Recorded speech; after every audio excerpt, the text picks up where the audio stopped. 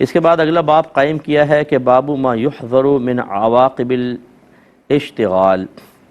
بآلة الزرع او مجاوزة الحد الذي امر به، یعنی زراعت کے آلات میں زیادہ مشغول رہنے یا اس میں حد سے بڑھنے کی خرابیوں کا باب۔ پہلے اس کو سمجھ لیجئے کہ یہ آگے حدیث جو آنے والی ہے بظاہر ایک دم وہ ہٹ سی کر ہے کسی کو، تو میں پہلے سیاق و سباق اس کا عرض کر دوں کہ نبی کریم صلی اللہ علیہ وسلم جب مکۃ المکرمہ سے مدینہ منورہ تشریف لائے تو جو مکی صحابہ تھے، مہاجر صحابہ جن کو کہا جاتا ہے، ان میں سے اکثر بزنس کیا کرتے تھے۔ وہ چاہے چیزوں کی خرید و فروخت، قافلے جاتے تھے، چیزیں لاتے تھے اور پھر بیچتے تھے، یا قافلوں سے خریدتے تھے، یا ان کے کھجور کے باغات تھے تو کھجوروں کی تجارت ہوتی تھی۔ لیکن جب نبی کریم صلی اللہ علیہ وسلم مدینہ منورہ تشریف لائے تو یہاں جو انصار صحابہ تھے وہ کھیتی باڑی بکثرت کیا کرتے تھے۔ نبی کریم صلی اللہ علیہ وسلم ان دونوں چیزوں میں اعتدال چاہتے تھے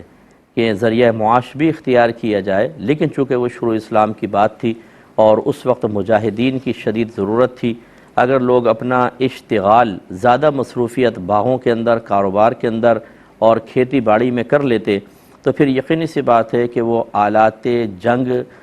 میں مہارت حاصل کرنا، اس کے لیے اپنے آپ کو تیار کرنا، اس کی پریکٹس کرنا اور پھر جہاد کے لیے وقت نکالنا، یہ اس سے دور ہو جاتے۔ اور اس وقت اتنی شدید ضرورت تھی کہ اپنے ذاتی مفادات اور اپنی نفسانی خواہشات کو قربان کر کے دین کے لیے وقت نکالا جائے، دین کے لیے اپنے آپ کو استعمال کیا جائے، اور اس میں کتنے بھی نقصانات اس کو برداشت کریں، اس وقت کی شدید ضرورت تھی۔ لہذا نبی کریم صلی اللہ علیہ وسلم نے اسی ماحول کے تناظر میں زراعت کے بارے میں ناپسندیدگی کے الفاظ بیان فرمائے۔ لیکن اس کا مطلب یہ نہیں ہے کہ نفس زراعت یعنی بذات خود زراعت کوئی غلط ہے، بلکہ مراد یہی ہے کہ اتنا زیادہ اس میں مشغول ہو جانا کہ انسان پھر دیگر چیزوں کی طرف سے غافل ہو جائے، یہ منع ہوتا ہے۔ کیونکہ کھیتی باڑی کا معاملہ ایسے ہی ہوتا ہے کہ یہ وقت بہت زیادہ لیتی ہے، جو اس کا کام کرتے ہیں وہ جانتے ہیں۔ بعض اوقات تو گاؤں وغیرہ جو ہوتے ہیں تو صبح و نہار منہ بالکل اذانوں کے ٹائم، بلکہ اس سے بھی پہلے بعض اوقات تو اٹھ کر جا کر پانی لگانا، کھیت ٹریکٹر چلانا، دیگر چیزیں، اور پھر کھیت بہت زیادہ خیال رکھنا، پھر کٹائی، پھر دیگر چیزیں، معاملات۔ ایک فصل جاتی ہے دوسرے میں انسان مشغول ہو جاتا ہے، دوسری جاتی ہے تیسری فصل میں، جو 12 ماہ ہمارے یہاں فصلیں چلتی رہتی ہیں،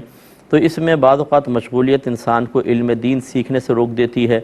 اسی طرح جو اس زمانے کے اعتبار سے جو آلات جنگ تھے ان کی تربیت حاصل کرنا یا اس میں پریکٹس کو قائم رکھنا، اور اسی طریقے سے پھر جہاد کے لیے وقت نکالنا، اس میں رکاوٹ پیدا ہو سکتی تھی۔ اور آج بھی بہت سارے امور میں دیکھیں جو کام وغیرہ کرتے ہیں وہ کہیں جاتے نہیں بیچارے، نہیں جی وہ فصل کا سیزن چل رہا ہے جی، تو ساری مصروفیات ایک طرف، ان کے سر پہ یہی سوار ہوتا ہے کہ ہمیں ابھی فصلیں کاٹنی ہیں، پھر بیچنا ہے، پھر کس طریقے سے بکے گا، سب چیزیں۔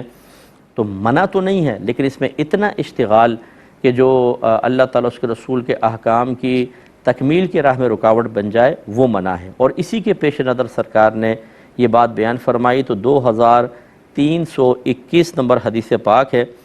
کہ حضرت ابو امامہ باہلی رضی اللہ تعالیٰ عنہ بیان کرتے ہیں کہ انہوں نے ہل چلانے کا آلہ اور کھیتی باڑی کے دوسرے آلات دیکھے تو ارشاد فرمایا کہ میں نے نبی کریم صلی اللہ علیہ وسلم کو یہ فرماتے ہوئے سنا ہے کہ جس گھر میں بھی یہ چیزیں داخل ہوں گی تو اللہ تعالیٰ ان لوگوں کو ذلت میں مبتلا کر دے گا۔ اب ذلت میں مبتلا ہونے کا یہی مطلب ہے کہ اس میں اتنی مشغولیت بڑھ جائے کہ اللہ اس کے رسول کے احکام پورا کرنے کا موقع نہ ملے، تو پھر یقینی سی بات ہے بے برکتی تو ہوگی دنیا میں، اور آخرت میں پھر انسان ذلت کا شکار ہو جائے گا۔ اور اس سے ایک مطلب یہ بھی ہو سکتا ہے، جیسے بعض فقہاء نے علماء نے فرمایا کہ جب انسان آگے ایک دور آیا نبی کریم کے دور کے بعد کہ جس میں سخت قسم کے ظالم لوگ مسلط ہو گئے اور وہ کھیتی باڑی کرنے والوں سے زیادہ ٹیکس وصول کرنے لگے اور ان کو ذلیل کرنے لگے، تو یہ سرکار نے اس کی گویا کہ غیبی خبر دی تھی کہ عنقریب پھر ایسا زمانہ آئے گا کہ جو زراعت کے شعبے سے وابستہ ہوں گے انہیں حاکم ذلت میں مبتلا کریں گے۔ یہ مفہوم بھی بعض نے بیان کیا ہے۔